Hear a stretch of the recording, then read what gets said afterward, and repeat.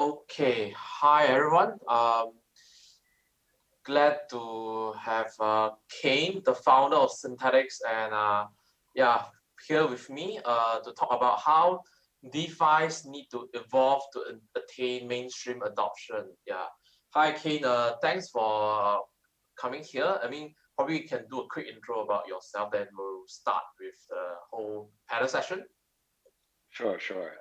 Yeah, so I guess firstly, thanks for having me. I've been pretty excited about this all day, to be honest. It's been maybe 18 months since we last did an interview or some kind of panel together, I think, Arthur. So Yep. it should be good fun. For those of you who don't know me, I'm the founder of Synthetix. Synthetix is one of the older DeFi protocols out there. So we allow people to essentially get exposure to a range of different assets on Ethereum. So if you want to build a portfolio that has exposure to gold, silver, other commodities like oil, various different crypto assets that don't exist on Ethereum, various forex currencies, you can hold tokenized versions of those assets on Ethereum with the Synthetix protocol and trade them. So it's about obviously expanding access to assets and growing the DeFi ecosystem. Yeah, thanks. So I'll do a quick intro about myself as well. I run DeFiance Capital, which is one of the most active DeFi-focused fund based in Asia. And actually, coincidentally, Synthetix is actually one of the earliest DeFi protocol that DeFiance invested in. We go a very long way back to late 2018, where the whole term DeFi wasn't even coined yet. So I think that it's pretty interesting that we are here 2 years later, and DeFi have kind of exploded out from the niche segment of crypto and becoming more and more mainstream. So I think that this should be a very interesting panel session because I think Kain, you have a very interesting background. I know that before you launched Synthetix, you actually started from launching a crypto payment and fiat on-ramp company in Australia, and essentially you provide a very convenient way for average user to like buy and sell crypto through I think that the retail stores in Australia. And I think just want to I think that what you have been through give us a very good perspective that what do you think is the current primary bottlenecks and developments needed to accelerate DeFi adoption? Because I actually went through the whole like cycle. I would say that you been through the normal retail adoption angle, and you also went through the DeFi right from the beginning of a very niche and power user focused group to we need to grow beyond that. I think just to put some numbers into perspective, I think 6 months ago, DeFi as a whole has less than 500,000 users. Right now, we have around 1 million users who have interacted with DeFi before, but I think around more than half of them are actually only interacted with Uniswap. So what's your view on that part? Yeah, there's a lot to unpack there. So I guess starting from the Blue Shift background, we launched Blue Shift in 2014, started building the network, went live in 2015, and it was a very different time in crypto. It was even, I mean, realistically, in Australia, certainly fintech regulations, fintech structure, was still pretty new. There were a lot of things that kind of came much later in terms of regulation and some of the infrastructure that was put in place. We didn't have any neobanks or anything like that.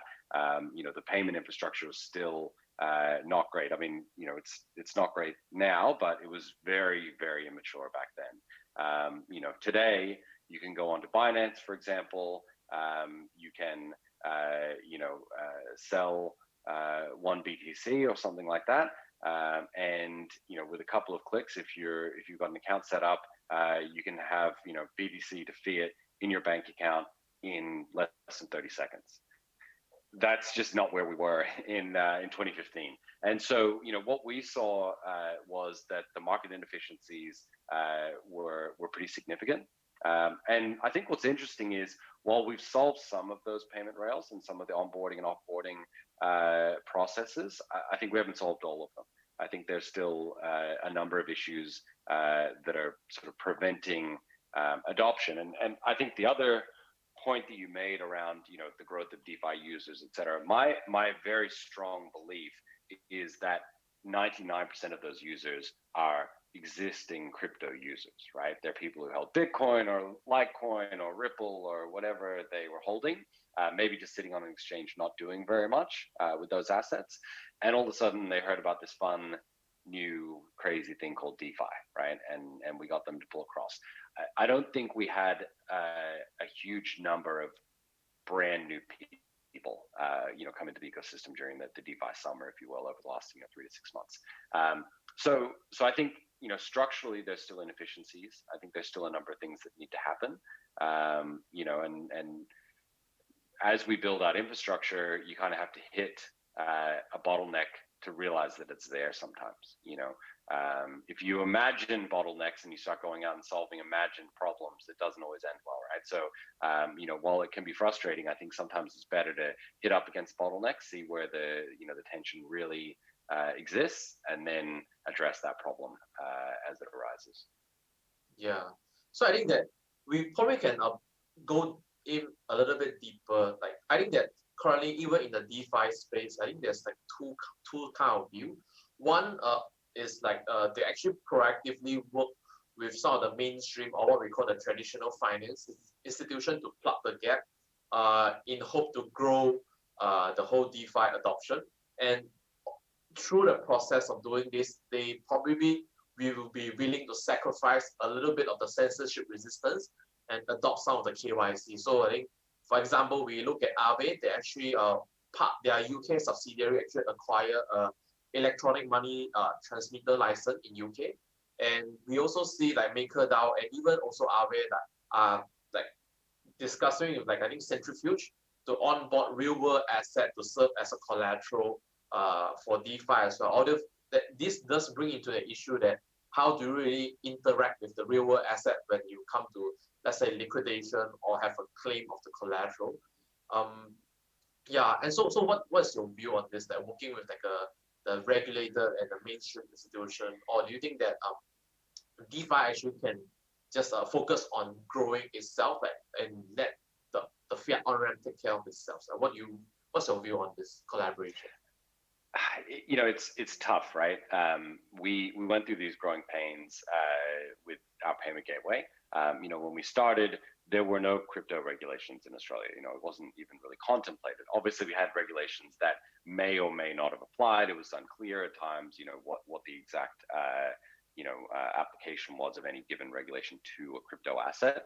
The regulators had yet to even define what they thought Bitcoin was, right? And then they kind of defined it and got it wrong, and then they changed. And so, this is a process that I think can take quite a while.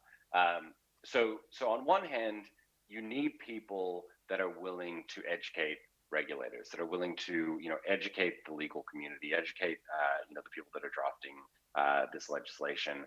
But you also need people out there that are building, that are not worried about that are just going to go out there and say, this is a blank canvas, and I'm going to do whatever I want here, right? I'm going to build something that I think is actually going to find some product market fit and have some real utility. I'm going to do the best that I can to abide by the spirit of regulations. We're going to, call out fraudulent activity. We're going to, try to, protect users of these protocols.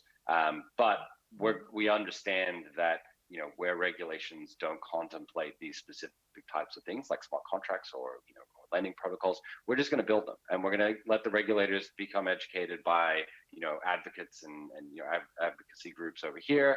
And eventually they're going to catch up, and we're all going to meet in the middle, and we're going to have a nice conversation and work out how we kind of, put this into existing structures. That's the friendly version, I guess, right? There's probably the unfriendly version, which, I'm not necessarily against, which is a very kind of anarchist view that, this technology genuinely empowers people to go out and build things that cannot be regulated.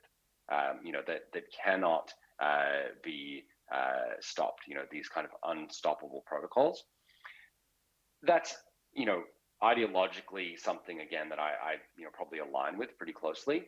But we have to be realistic. A sovereign wealth fund is probably not going to use that thing. Like they're not going to turn up and or an endowment, or it's just not possible for them. They're heavily regulated entities in whatever jurisdiction they exist in. I think the open question is how far can you push it, right? So you look at something like Uniswap. It's amazing. It's an incredibly powerful tool, right? And then you look at a heavy, like a bank or some kind of heavily regulated entity, and you sort of watch this like natural experiment of how close can these guys get together. And market forces being what they are, I think we've seen the heavily regulated entities come much closer to Uniswap than the average person expected. And I think that that's really cool. I don't know if we're necessarily going to get everyone to come to the Uniswap party, or Synthetix party, or whatever unstoppable protocol you're talking about, without some structure for them, without some, more education and regulation. But as it stands now, I think we've done a much better job than the average person expected us to do, 2 years ago. Yeah. I would like to just add on a little point. I think that actually I agree with your point earlier on that actually most of the DeFi adoption right now come from the existing crypto user.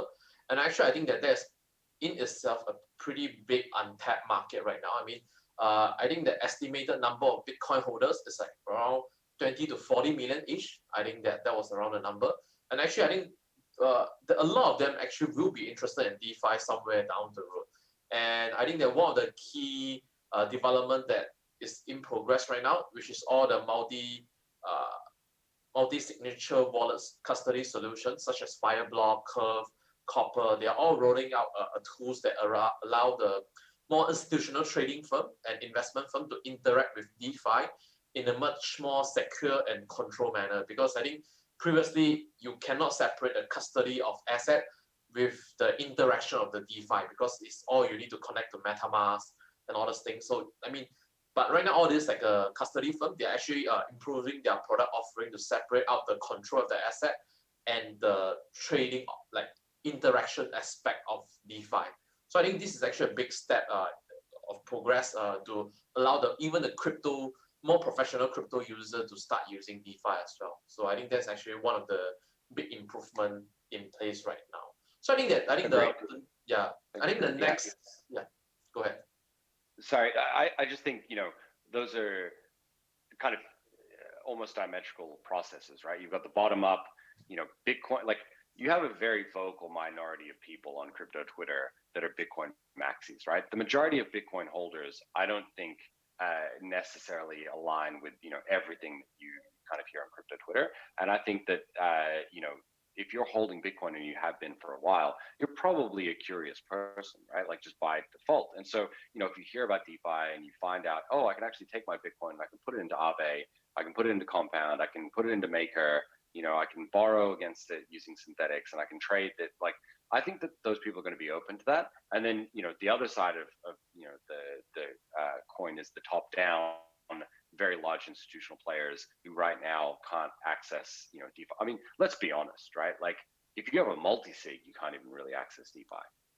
If you're using a Gnosis multi-sig, like, there's 7 pretty, painful dApps that you can access, and the UX is not great, right? So we still have a long way to go to fix that problem, I think. Yeah, actually, regarding this, I actually checked with the Gnosis team. You can actually use a wallet connect to connect with the Gnosis. Apparently, I think that is a workable solution right now.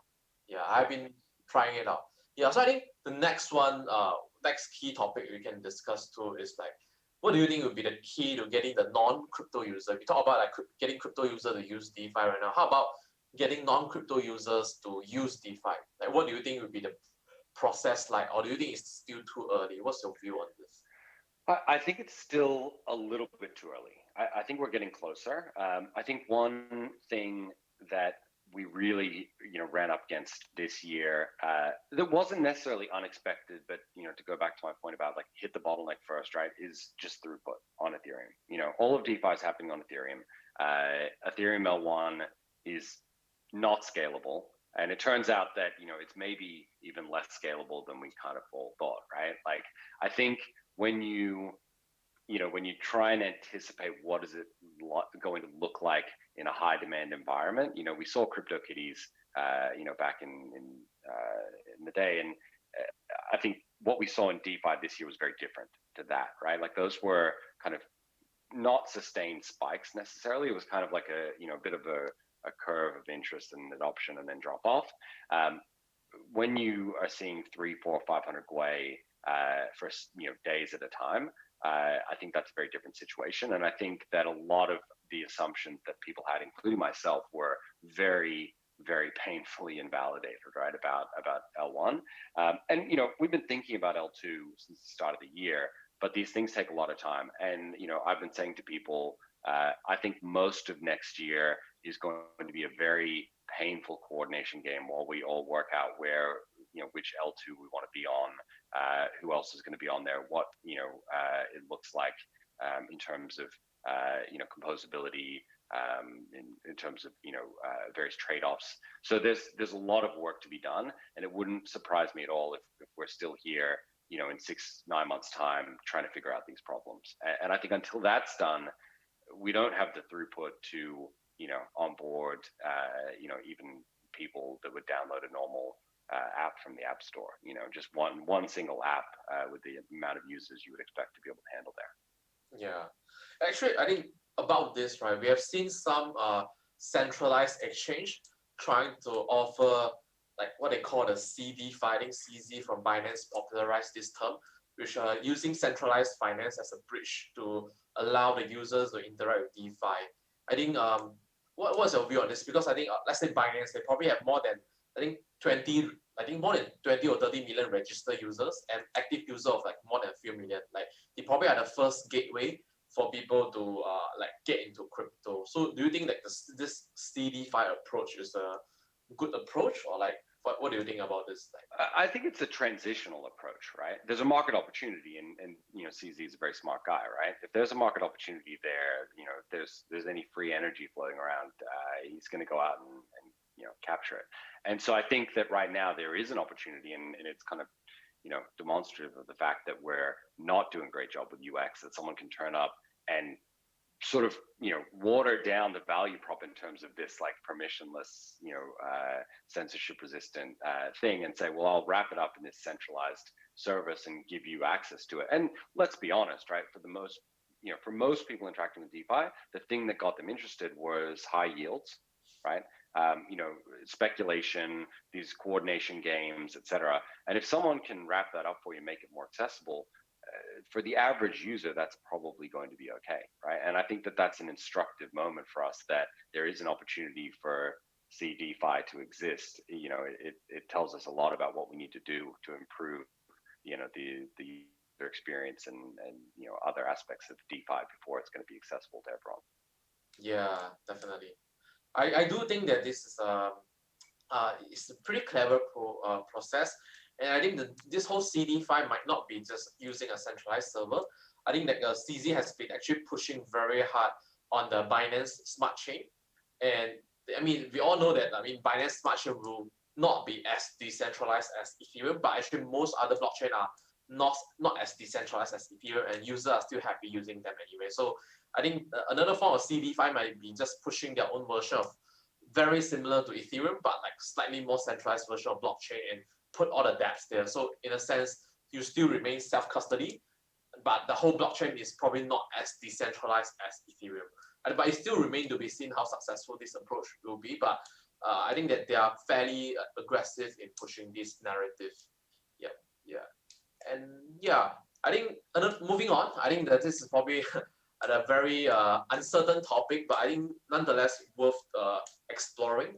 What do you think would be the impact of ETH 2.0 on DeFi? I mean, when on lowering costs and potentially expanding use? I think according to my conversation and understanding, a lot of the major DeFi builders, I think everyone is just actually pushing it to the back.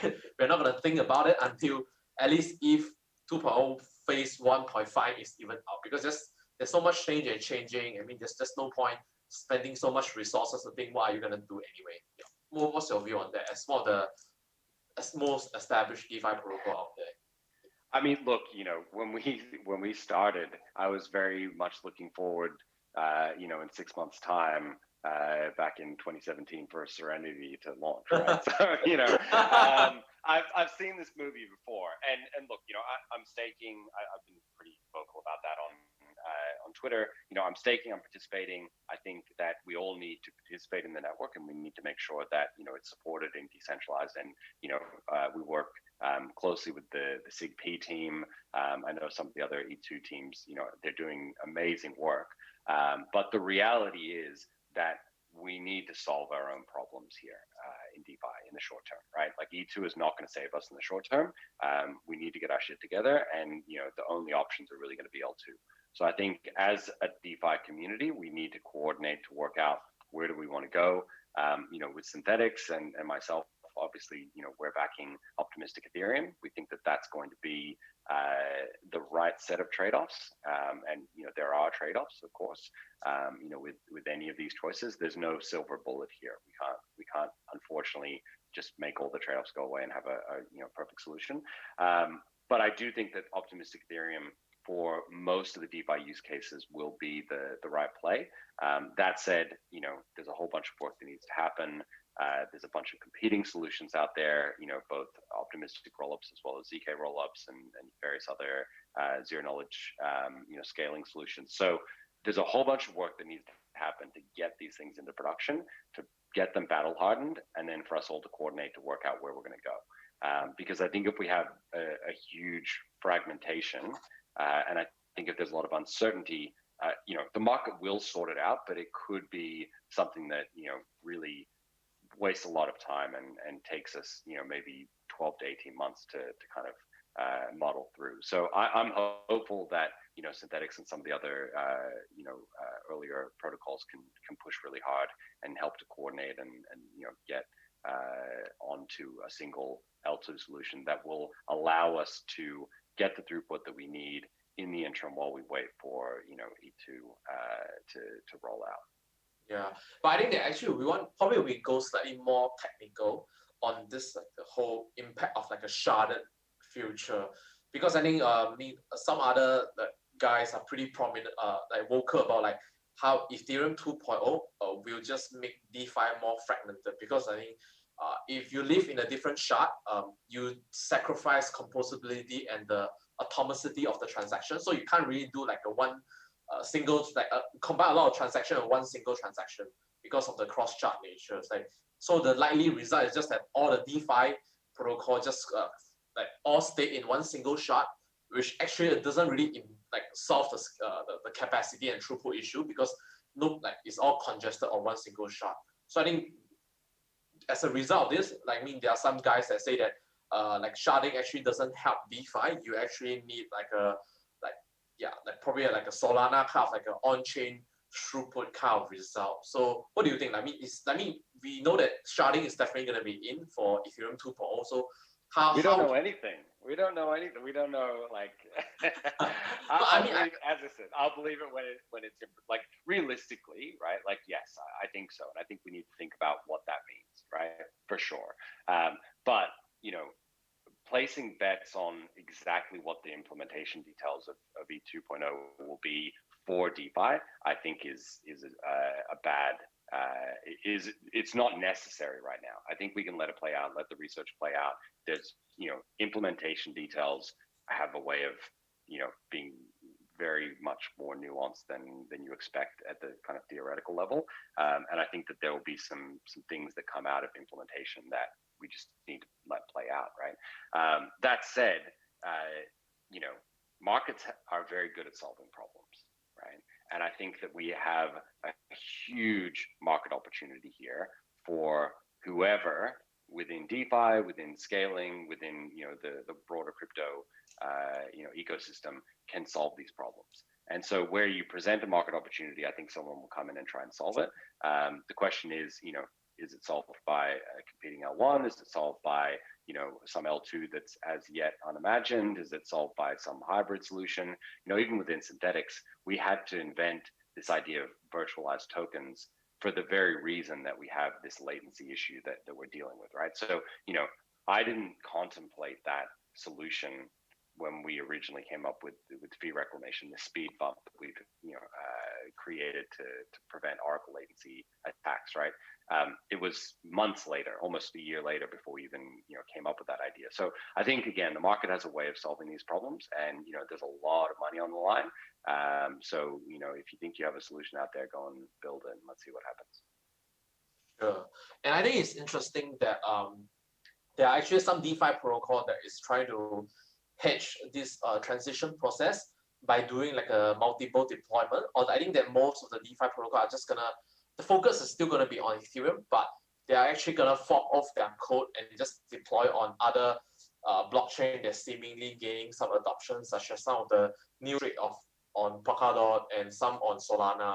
I think that I think it's interesting to see like how different DeFi protocol deal with this, and it remain to be seen which one will work out to be a better way. So I think thanks Kain for coming for this session. I think it's been a very fruitful discussion. So probably let me summarize a little bit about the whole thing we have discussed. So I think that the current primary bottlenecks for that can push that's stopping DeFi adoption is probably mostly on the technology side.